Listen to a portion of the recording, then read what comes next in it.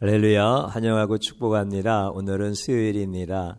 하나님의 말씀은 요한복음 12장 23절입니다. 예수께서 대답하여 이르시되 인자가 영광을 얻을 때가 왔도다. 아멘. 예배드리는 귀한 성도님들 보혈로 다 씻어주시고 또 주님께서 여러분들 가정을 평안하게 또한 평탄한 길로 이끌어 주시기를 축복합니다. 우리 예수님께서 인자가 들려야 될 때가 왔도다 이렇게 말씀하시고 그때를 영광의 때다 이렇게 말씀하셨습니다. 들린다라고 하는 것은 십자가에서 죽으신다라고 하는 표현이시죠. 그런데 그 십자가로 가는 길이 얼마나 어렵습니까? 아버지의 뜻이기에 순종하면서 가는 거거든요. 그런데 그때를 바로 영광의 때다 이렇게 말씀하십니다. 세상 사람들이 영광의 때 이렇게 말할 때는 언제일까요? 모든 어려움을 다 이기고 또 희생을 치르고 그래서 이제 더 이상 어떤 것도 치료해야 될 대가가 없이 어려운 과정들을 다 거쳐와서 이제는 영광이 눈앞에 딱 나타났을 때 이제는 영광의 때다 이렇게 표현하지 않습니까?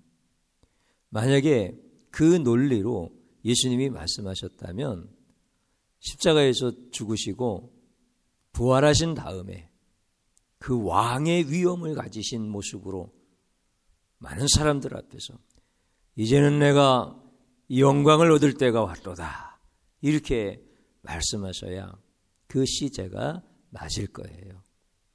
그런데 예수님은 고난받기 전 십자가 앞에서 이때가 영광의 때다 이렇게 말씀하신 거예요. 오늘 우리 성도님들이 주님의 말씀에 순종한 후에 하나님께서 그 순종을 보시고 인정하시면서 내가 이제 내가 나를 경외하는 줄 아니까 내가 너의 길을 평탄하게 이끌고 너의 희생에 그 아름다운 열매를 줄 거야. 이렇게 말씀하실 때 이제 내가 영광을 받을 때가 되었습니다. 이렇게 고백하면 이건 세상적 가치관입니다. 그때는 오히려 하나님 제가 한 게 뭐가 있습니까? 제가 무슨 영광을 받을 게 있겠습니까? 다 주님이 하셨는데요. 그러면서 겸손해야 될 때 그것을 우리가 꼭 알아야 됩니다. 그럼 우리는 언제 영광을 받을 때 이렇게 고백해야 되냐면 내 앞에 이삭과 같이 죽음의 재단이 있을 때 내 앞에 내가 값진 희생을 치러해야 되는 그 순종의 자리로 나아가야 되는 그 시간 앞에서 이때 내가 영광을 받을 때가 왔다. 이렇게 고백하는 것. 이게 예수님의 마음이고 예수님이 보시는 시각과 같은 시각인 거예요. 오늘 우리들이 크게 쉽게 세워지지 않습니다. 그래서 순종의 자리로 나가기를 두려워하는 것입니다. 하나님이 순종하라고 말씀하실 때 여러분들 그 순종의 결과가 얼마나 놀랍습니까? 이삭이 순종하기 어렵지요. 그런데 순종했을 때 하나님께서 그에게 예수님의 마음을 알 수 있는, 예수님의 마음을 경험할 수 있는 이런 영적 축복은 물론이요, 그의 삶 가운데서 하나님이 주시는 평탄한 길들, 선한 길들, 축복의 그 길들 걷게 하시지 않습니까? 그런데 우리가 그 순종하는 그 시간 앞에서 영광의 때라고 고백하기에는 정말 힘들다고 하는 것. 그래서 오늘 주님의 말씀을 보는 거예요. 우리 주님은 한 알의 밀알이 땅에 떨어져 썩으면 많은 열매를 맺지만 죽지 아니하면, 썩지 아니하면 한 알 그대로 있다. 이렇게 말씀을 해주십니다. 우리 주님은 십자가로 가는 그 길이 편안했기 때문에 영광의 길이라고 말씀하지 않았습니다. 우리 주님이 그 십자가의 고통이 아무것도 아닐 거야. 나는 충분히 감당할 수 있어. 이 정도 희생은 치러야 그래도 영광을 받을 수 있지. 이런 마음으로 영광의 때라고 하시지 않았습니다. 우리 주님은 우리가 봐야 될 육체의 고통보다 훨씬 더 크다는 것 주님이 아셔요. 죄 있는 사람이 맞으면 그것도 너무나 아픈데 죄 없는 사람이 맞으면 그게 얼마나 억울합니까? 우리 주님은 나 한 사람의 죄만을 위해서 죽으신 것이 아니라 온 인류의 죄를 위해서 우리 주님이 저주를 받아서 그 육체의 고통을 받으신 겁니다. 이것을 우리가 외면하면 안 됩니다. 그래서 우리 주님이 십자가의 그 길을 가면서 받으셔야 될 그 육체의 고난이, 그 고통이 얼마나 컸었는지는 우리는 잘 모릅니다. 주님 같으신 분이, 그렇게 귀하신 분이, 그렇게 위대하신 분이 그 자리를 피하게 해달라고 하나님 앞에 호소하고 기도하셨습니다. 그게 얼마나 큰 고통입니까? 그런데 주님은 그 시점을 영광을 받을 때라고 하셨습니다. 참 놀라운 고백이시죠? 우리는 고생 후에 낙이 온다라고 하는 이런 생각을 하면서 고생하는 자리에서, 희생이 되어지는 자리에서 참고 묵묵하게 버텨내는 이런 일들 많이 해봤습니다.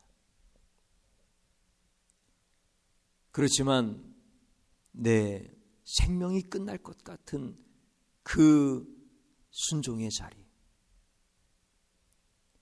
여러분들 이 길을 평범하게 갈 수 있는 사람들은 아무도 없습니다. 그 길을 가면 죽을 것 같은, 그런데도 주님이 말씀하시는 그 길을 순종하면서 갈 수 있는 사람들은 많지 않습니다. 그거에 대한 확실한 결과를 모른다면, 우리 주님처럼 십자가의 그 길 끝에서 부활의 영광을 보리라라고 하는 확신이 없는 사람들이라고 하면은 그 길을 가기가 어렵습니다. 그래서 이삭도 순종의 제단으로 나아갈 때 하나님이 부활의 하나님이시라는 것, 죽음의 제단을 생명의 제단으로 능히 바꾸실 하나님이라고 하는 사실을 이해하고 받아들이고 믿어질 때 그 순종의 자리로 나갈 수가 있었던 거예요. 오늘 주님은 우리에게 그것을 말씀해 주십니다. 사랑하는 성도님 여러분, 여러분들 순종하는 자리 결코 쉽지 않습니다. 그러나 여러분들이 생명을 다하여 순종하는 자리로 나아가면 하나님은 반드시 생명으로 역사하신다는 것. 하나님은 반드시 그의 인생을 평탄하게 하신다는 것. 사람들은 그래요. 내 길이 평탄했으면 좋겠고 내 자녀들이 가는 길이 순전했으면 좋겠다. 그렇게 원하면서 하나님의 말씀에 순종을 안 해. 목숨을 내놓을 만큼의 순종을 한번 하면서 어떤 말씀을 하셔도 기꺼이 순종할 수 있는 영성으로 세워져 있으면 하나님은 그의 가는 길을 평탄하게 이끌어 가시는데, 순종에 대해서는 두려워하면서 평탄한 길을 가기는 원한단 말이죠. 그래서 여러분들, 나에게 하나님께서 말도 안 되는 것 같은 순종을 요구하실 때 해보는 거예요. 그게 물질이든지, 그게 이틀 동안 잠을 못 자서 건강에 문제가 올 것 같은 상황이든지, 내 모든 자아와 자존심을 다 내려놓고 내 경험과 생각을 다 내려놓고 상대방을 높여주고 인정해주는 그러한 순종이든지, 내가 내 자신이 너무나 추하고 악하게 보여서 하나님 앞에 진심으로 회개하면서, 하나님, 내가 이렇게 악한 자고 추하고 더러운 자입니다. 주님, 나를 새롭게 만들어 주옵소서. 이렇게 결단의 순종의 자리로 나가는 영적인 경험들, 이런 시간들을 좀 가져봐야 돼요. 그래서 여러분들에게 주님이 순종하라고 하시면 할렐루야, 영광의 때가 왔습니다. 그래야 된다. 그게 하나님 너무 기뻐하시네. 그런 데 있잖아요, 찬양하라고 해도 순종 안 하잖아. 너를 위해서 기도하라고 해도, 당신의 자녀를 위하여 기도하라고 해도 순종 안 하잖아요. 하나님 앞에 세례와 같은 진실한 마음으로 예배 드리라고 말씀드려도 순종 안 하잖아요. 예배 드리고 나면은 뭐가 어떻고 다 바리새인이 되어서 판단하잖아요. 우리 주님이 순종하라고 하실 때는 영광의 때로다, 그러면서 순종의 그 한 단계를 넘어갈 수 있기를 주님의 이름으로 축복합니다. 반드시 하나님이 그분들의 삶을 축복하시고 평탄하게 이끌어 가십니다. 주님 한번 부르고 기도드립니다. 주여, 감사드립니다. 주님의 영이 우리와 함께 하십니다. 우리 주님은 십자가가 끝나고 부활하신 후에 영광의 때라고 말씀하지 않았습니다. 십자가가 눈앞에 있을 때 그 길을 걸어가야 되는 그 육체의 심한 고통과 두려움 앞에서 영광의 때라고 했습니다. 우리 주님의 모습이 나의 모습이 되어지기를 원합니다. 하나님이 어떤 분이신지를 알고 순종했던 이삭과 같은 마음이 우리에게도 형성되어지게 하여 주셔서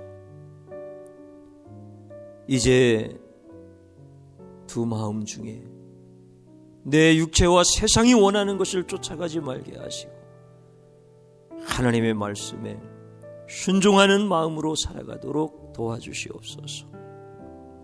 순종하는 자들에게 복을 내려주시고 순종의 고비를 넘어가는 자들에게 생명의 역사를 경험할 수 있도록 축복하여 주시옵소서. 죽음의 제단을 생명의 제단으로 바꾸시는 살아계신 예수 그리스도의 이름으로 기도드리옵나이다. 아멘.